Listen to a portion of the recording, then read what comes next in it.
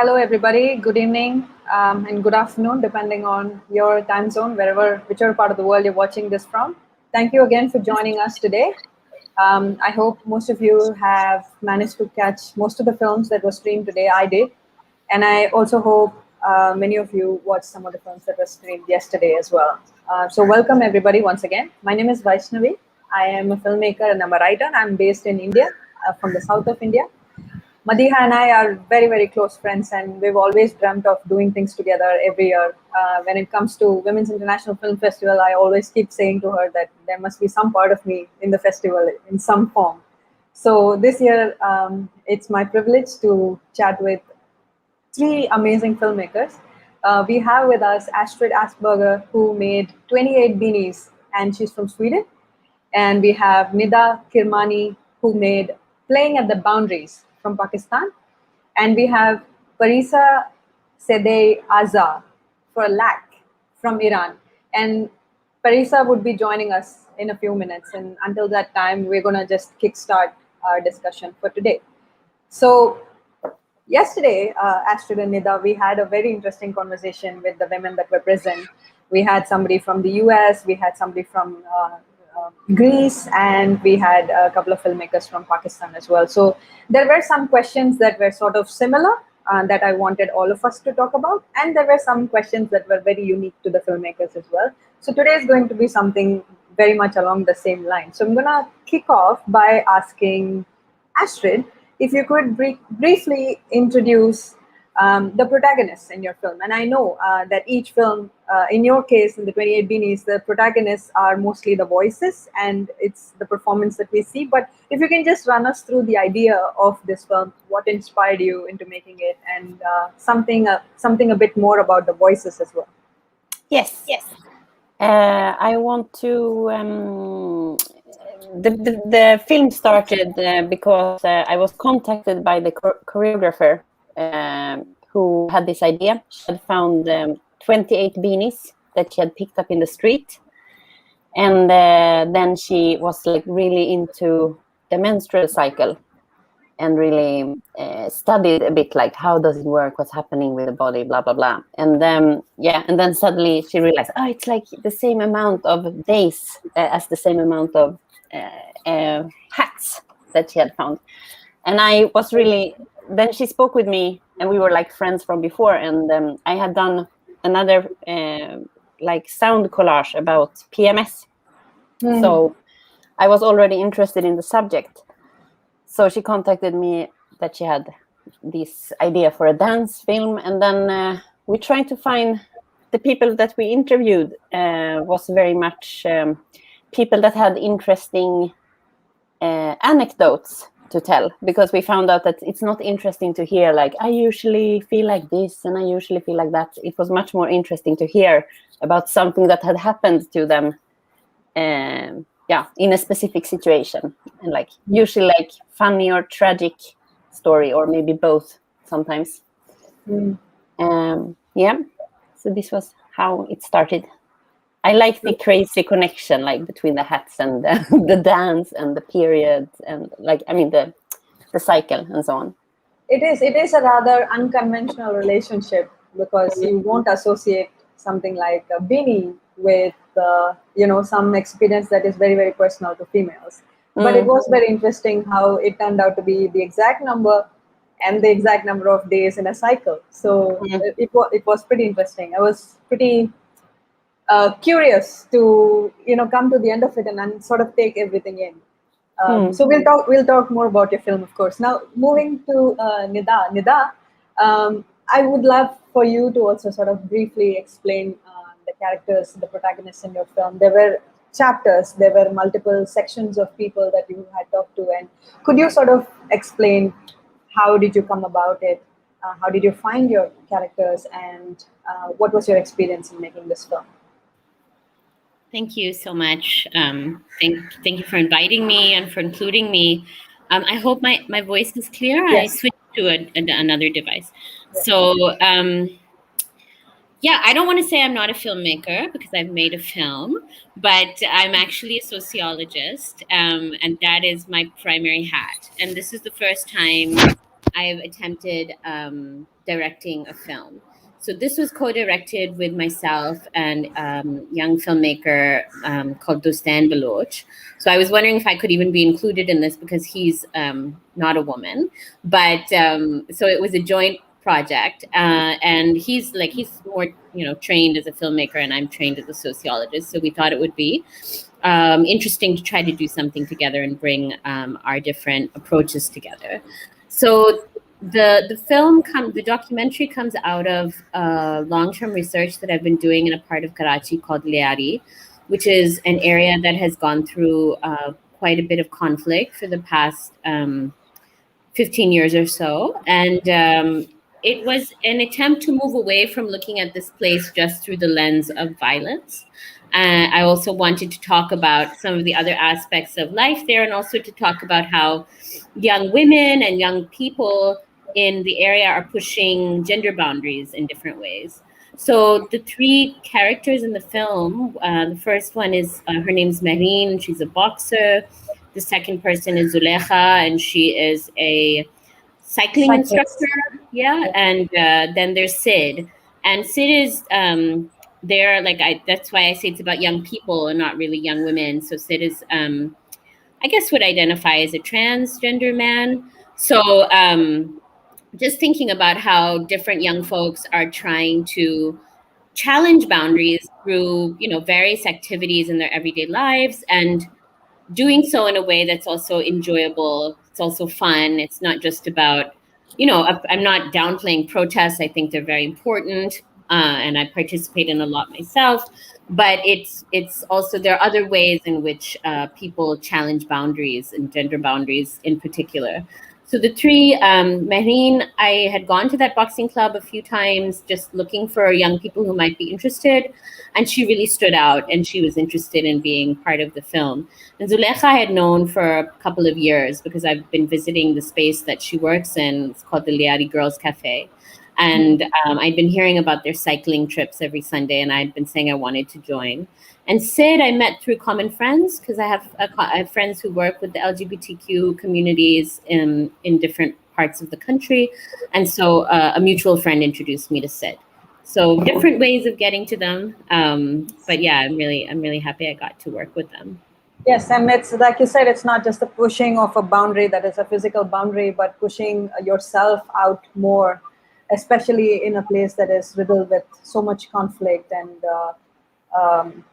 just so much tension, a kind of tension that young people should probably not be going through such a tender age, and yet they do, and how they manage to find some solace in all the activities that they do, and how they are happy about it despite all the other circumstances in it. And I thought it was a very, very moving film. I especially like the boxer and the cyclist, of course, and the part about where she is not just about just her and her cycle and her ambition, but she's teaching and empowering other girls how to fix your bike in case something goes wrong in the middle of the road. That's something that's very important. That's all about the feminist movement, right? Don't just give a man a fish, you teach a man how to fish, that sort of a thing. I thought it was pretty fascinating. I want to come back to Astrid now, and this is something that we discussed, and then this is a question for the both of you actually, but if you can answer first, Astrid, what the films that we make, especially women, when we make, we are often considered to be a section of the society, and it is believed that it is not a subject that is enjoyable by everybody. So for example, if a female filmmaker makes a film, it's automatically assumed that the kind of audience for that film would be female. It's because if you take, for example, in your case, it's about menstruation. It's a very, very unique female experience. And most men would find it either disgusting or repulsive, or they would just dismiss it as something that is a lady's thing. It's the same thing for us in schools, where they don't want to understand what women go through, what the women's bodily autonomy is, and things like that. So when we make films that concern us, because we take stories out of our lives, what do you think is the consumer for a female-made, female-led project? Do you have any opinions on that? Can you? It was a bit. I didn't hear the last yes. part of it. So when a woman makes a film, it becomes a film that is believed that only other females watch it. Do you think when we make films, we should consider who should be our consumers, whether it should be something that we need to think about it at all? I think I heard an artist speaking about that no one had understood what she was doing for a very, very long time, and no one was really interested in what she was doing. But after a very long time as an artist, suddenly people could like connect what she was doing, and suddenly it became interesting altogether, because people didn't manage to like read what she was, like to understand what she was after, kind of. Mm-hmm. So maybe I believe that our like your film ideas has to in some way be based on your interests, and hopefully someone will one day understand what you want to do. I don't know, but me myself, I don't think so much about the audience, like who will see this film and so on. Maybe it would be smarter to do that, but yeah. Mm-hmm. No, it's a choice, and I wonder if it is an important decision to make in the beginning, because we come from all kinds of backgrounds, and sometimes for some people it is important to think about the consumers, because if their livelihood depends on making films, then they need to make it profitable. All those economic aspects of it. Yes. But if we make films to just speak our truth, tell our stories, then that's a different story. But it would be nice to have a more general audience for subjects like menstruation, motherhood, etc., because we know all about it. We want other people to know about it. Yeah, totally. Yeah, Yes. You're totally right. And have you had any interactions with, say, men about your film, about what they understood or how they perceived it, or anything at all? I had some, like, I showed it to people that I didn't expect would be interested or like it, and they like who were men, and one of them that I especially didn't expect to be like interested was like, wow, this is super interesting, and like I didn't know these things, and like that. So I wish that both men and women would see this film, because not for every woman, but for some women, this is like something that really affects them. So, of course, yeah. What do you think, Nida? Should we think about our consumers while we're making films as women filmmakers at all, or is it something that would end up being a detriment to our process of storytelling? Yeah, I mean, I didn't think about it in terms of gender, but I thought about what kinds of people might be interested. And maybe that's what I do when I write an academic paper as well. So would it be sociologists? Would it be people who are interested in South Asian studies? Would it be people interested in gender studies? And then thinking about the people from the area itself, and would they like to watch this? Because one of my concerns is when I write academic papers, most people can't read them. Not just because of people can speak English, but even academic English is very, very dense and difficult to understand, even for native speakers. So for me, it's more about like, how do I make the audience for my research wider than what it is. I guess my film is a little different because it's more about sports. And sports is something that traditionally we think of as, maybe more male dominated. So I do imagine that both genders, or people across the gender spectrum, would be interested in, if they're interested in this part of the world, or maybe so I don't think my topic is not as perhaps gender bound, but I do think we think about audience, and we should. But I don't think that it's a bad thing to just think this is mostly women are going to be watching this, and this is who I'm targeting, if that's what you're choosing to do. I know, like, because Sid is trans, so I know like the LGBT community in Pakistan also really appreciated the film, and so it spoke to them, and I think that's a good thing, that we try to reach different types of audiences. Sure, of course. Just bringing it back to Astrid now. You talk about menstruation.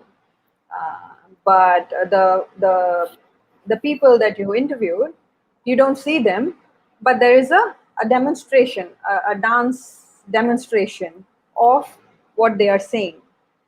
So I'm wondering if you can explain, how did you go about either performing or choreographing to an experience as opposed to, say, music? Yeah, I think Stina, the choreographer, she had a clear picture and she was like trying stuff, and you know, some things we had to reshoot because we were not happy with how it came out and so on. But it was, I left that pretty much to her, and just in the editing tried to find parts that would work well, kind of.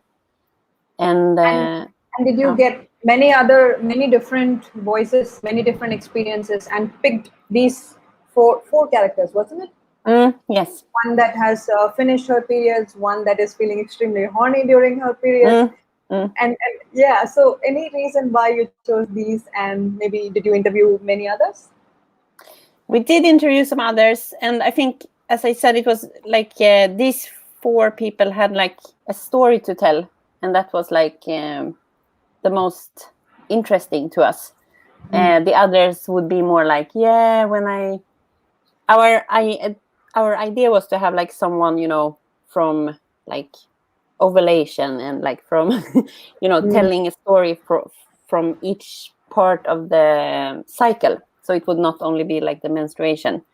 But the thing is that people don't have so many stories about the rest of the cycle, and people would say after the menstruation, like, but you mean that's when you're normal, isn't it? Like, that's when you're like yourself for like a week or something. And then you have like yeah, I think we choose these stories because they were kind of, they had something, they had like some kind of humor and some kind of also a little bit sad for some people, you know, but yeah. And was it easier for them to just not be in front of the camera and just share their experience with voice? Because there is not a lot of identifier for them, because we don't know who is the person that is saying those things. So it makes it a lot less nervous for people to just have their voice in it. And some spoke in Swedish, I think some spoke in English. How was your experience getting all that out of them? Yeah, I think for me it's always easier to make interviews when it's only sound, because it's a bit like talking in the phone, or you know, like you don't have all the technique around that makes people nervous and so on. But so I think that was helpful, but I don't think it was not that they didn't dare to be in the picture, but it was more that we just choose that form. And then we had some feedback where people were saying when they watched the film, maybe you should show the women that are talking, just maybe not when they talk, but like a picture in the end of their story or something like that. But finally we chose to do this way, and actually the story about menstruation and getting pregnant is actually Stines own story. So that's the choreographer's story. So in one way there is one person who is shown, and that's her.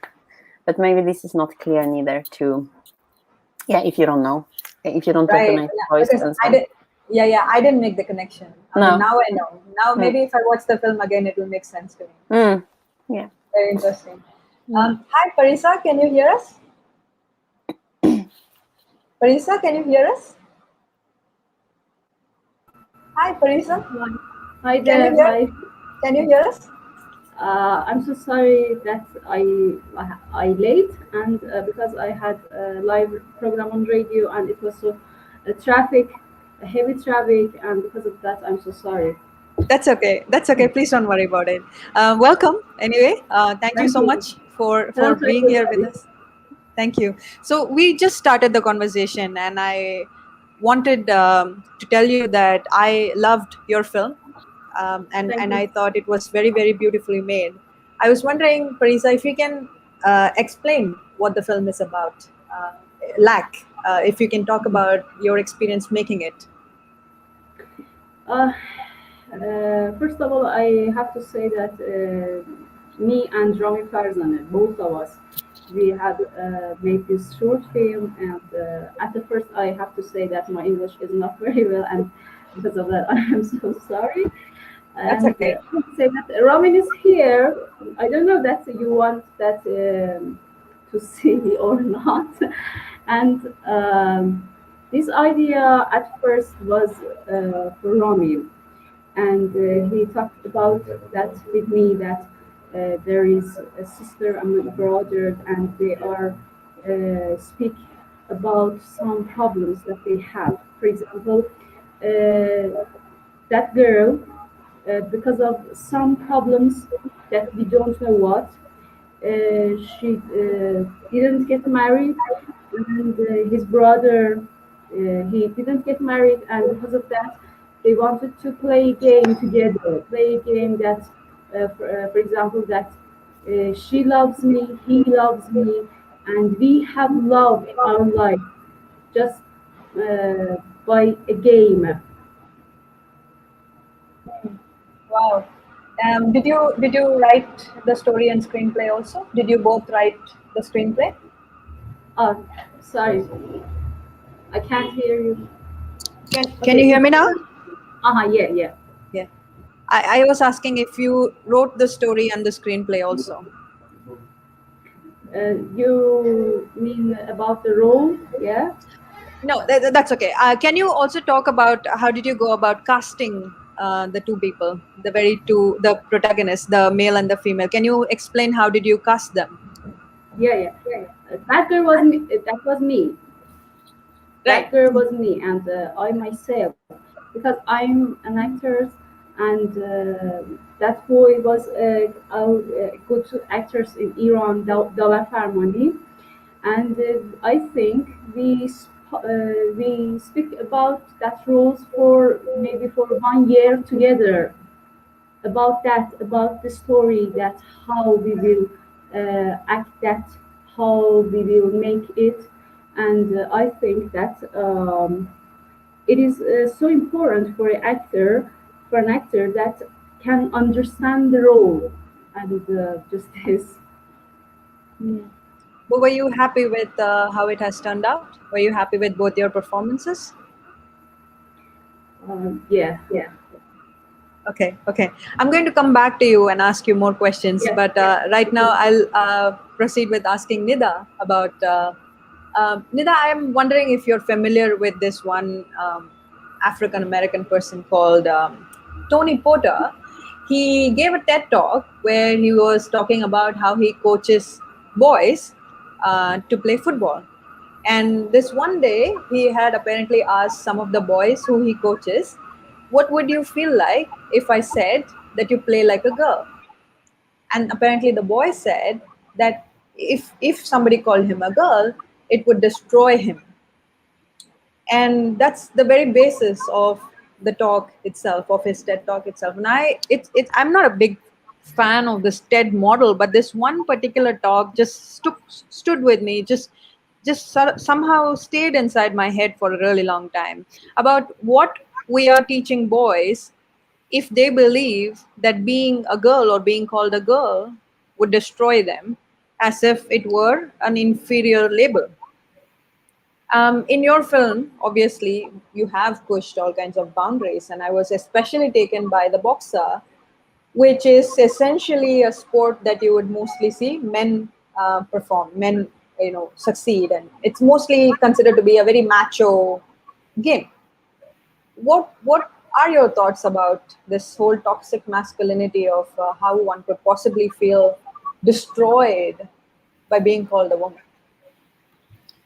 Yeah, I mean, I think I haven't seen the talk you're talking about, but I do teach a course on masculinity sometimes, and a lot of the understanding of how masculinities are constructed in different contexts is that the model of masculinity that boys are taught is basically it's about not being a girl or not being feminine.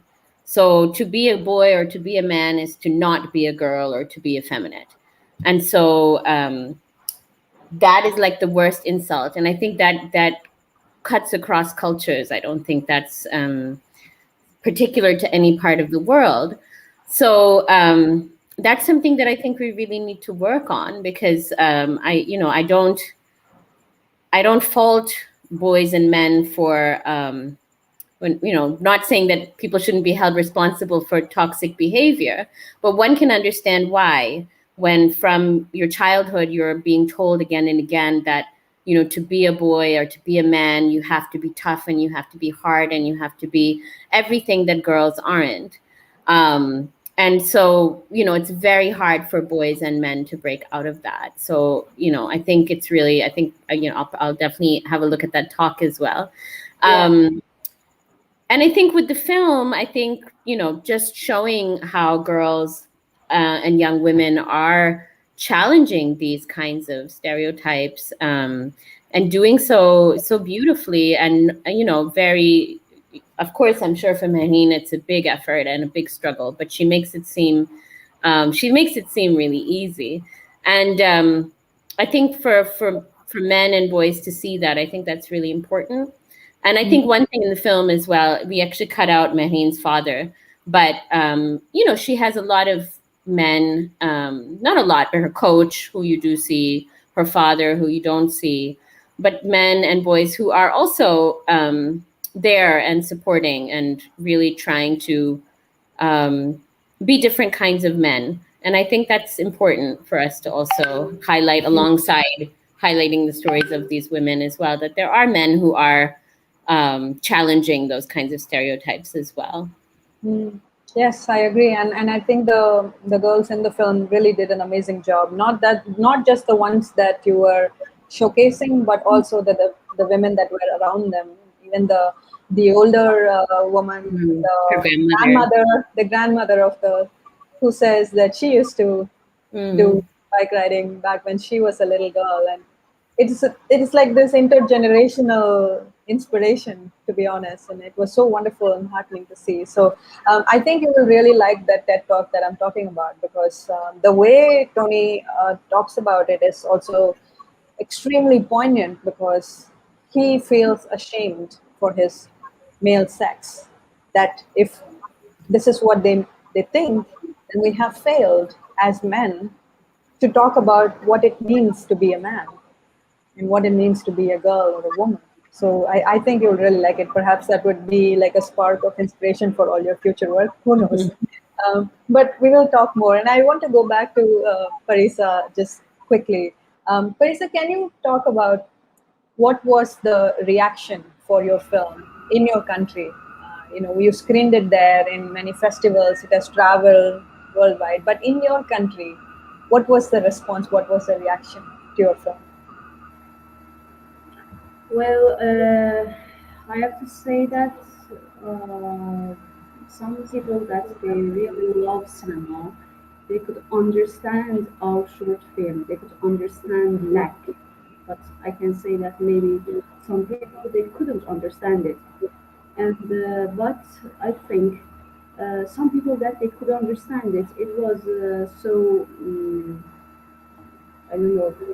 They were wearied by it. That's how sister and brother they can make love for each other, but in fact there is no love. There is no love, and there is lack, and the lack they are making love. Just this.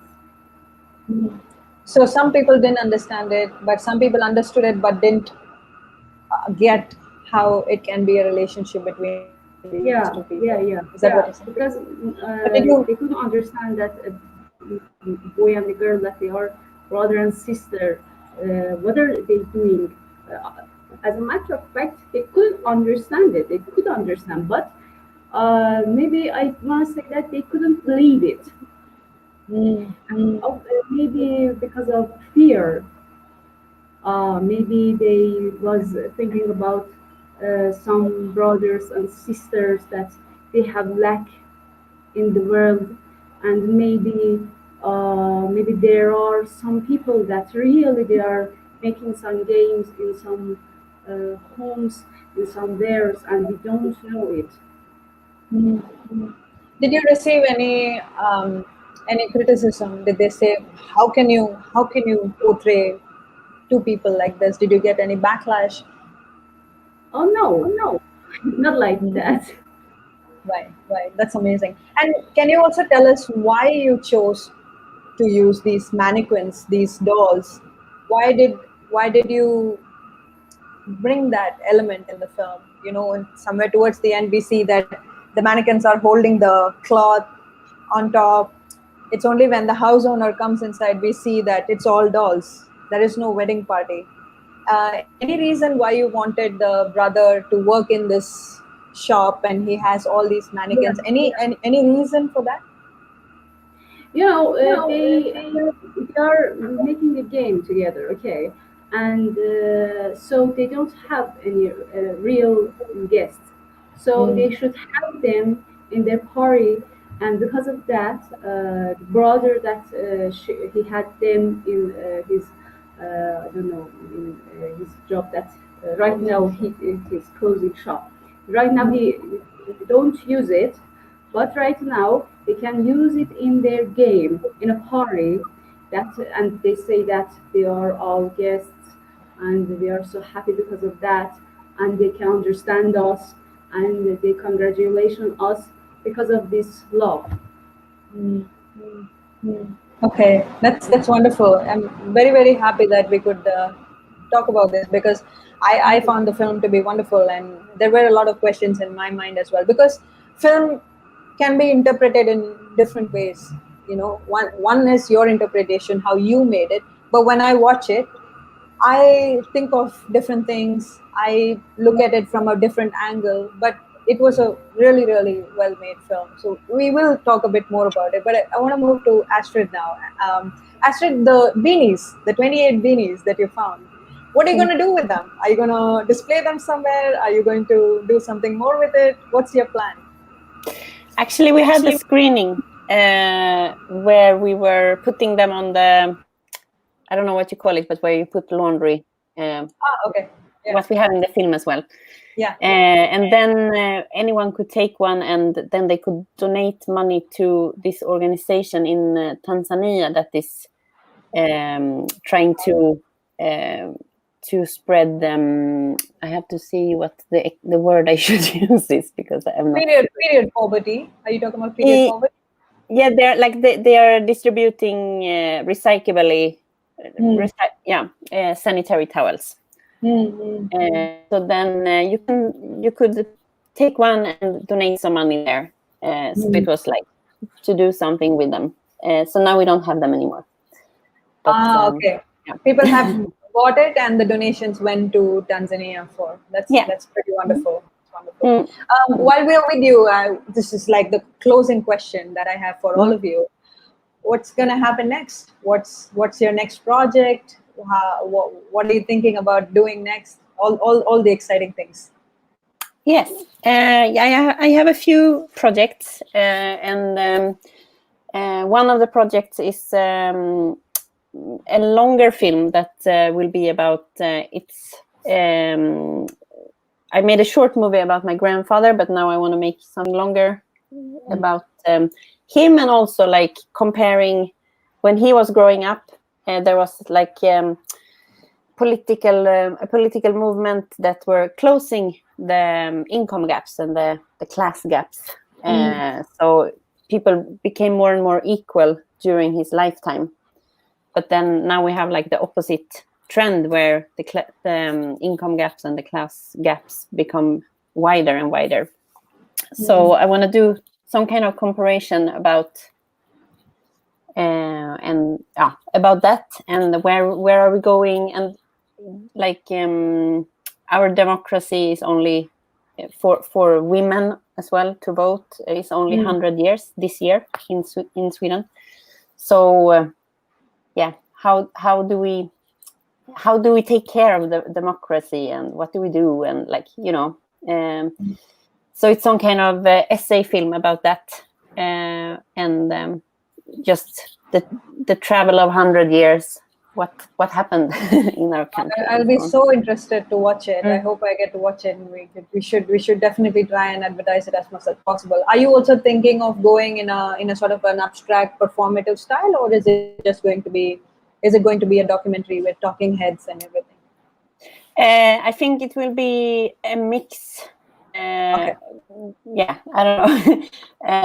There will maybe be some like archive material collages, and so there will be like a mix between different forms, I think. But it's an essay film, so with maybe a speaker by me, for example. That's wonderful. We're very excited to watch it. Maybe we can portray it in one of the subsequent episodes of Women International Film Festival also. It'll be amazing. So good luck with that.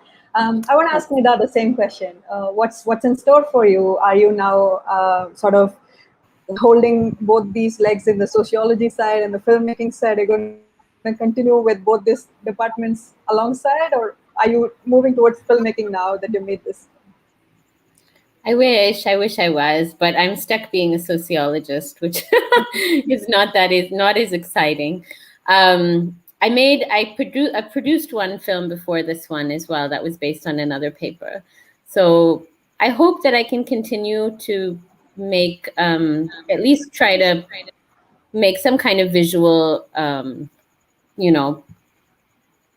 contribution based on some of my research. But it's not, I think I'm a little different in that I do the research first, and then I'll see whether it lends itself to this kind of form or not. And hats off to you filmmakers, because this is really hard work, man. Like, this documentary was only 16 minutes long, and so it's painstaking. So it's very difficult, I think, to wear the filmmaker hat and then be a professor and, write academic papers. And I do feel like if you're going to do this, you do have to kind of devote your life to it. So I hope that in the future I can make more of these kinds of films, because I think it's a great way to communicate to a wider audience in a different way. I don't want to say more effective, but maybe, get the message across in a way that's accessible to a different group of people. But becoming a filmmaker, I think, is a little ambitious right now. I definitely want to support filmmakers, and always am looking for filmmakers who might want to collaborate with me. Because I think that's a great way to do it. If somebody's more, talented or more devoted to this medium, then I think it's nice to pair up, because you can come up with some interesting ideas. Oh, yes. And research is something that sort of goes on hand in hand with filmmaking, documentary especially, because if you're not truthful to the things that you're talking about, or where you're projecting, or you're putting yourself out there, a piece of you is in this film. If the research isn't substantial enough, you're already setting yourself up for failure. But in your case, I think with your research background, that sort of will come in handy. And I think the research part would be easier for you. I think the challenge is now to just go ahead and make the film now. And I really, really hope you do, because this film is pretty amazing. For the first time, even if it was a co-direction, we could see a lot of sensibilities of you having spoken to you just now. And it'll be nice to somehow you squeezing in time to make more films. So good luck with that. Thank you. Parisa, you made LAC in 2018, and after that, there were a couple of years, and now we have lockdown. What plans do you have for future? Are you planning to do short films, fiction, documentary, anything that you're working on right now? Right now, yes, we want to make another short film, and after that, we made 2 short films after LAC. Elders, and another one is Soraya. And fortunately, Elders has got a lot of prizes from many good festivals. But Soraya, right now, we are sending it to some festivals. And after that, maybe we will make another short film, maybe a story short film about love. Oh, that's very nice. We hope to see all your other films, because if LAC is anything to go by, I'm very sure all your other films will be absolutely brilliant as well. So Thank you to all three of you for taking the time today. If there is anything else that you'd like to say in closing, then we can perhaps wrap it. Thank you. Thanks a lot. Thank you, Parisa. Thank you, Astrid. Thank you, Nida. It was fantastic talking to all of you. Good luck with all the future endeavors that you're going to pursue, and we'll see if we can keep in touch and see where we are headed. Thank you very much. Bye-bye. Thank you so much. Bye. Bye. Bye.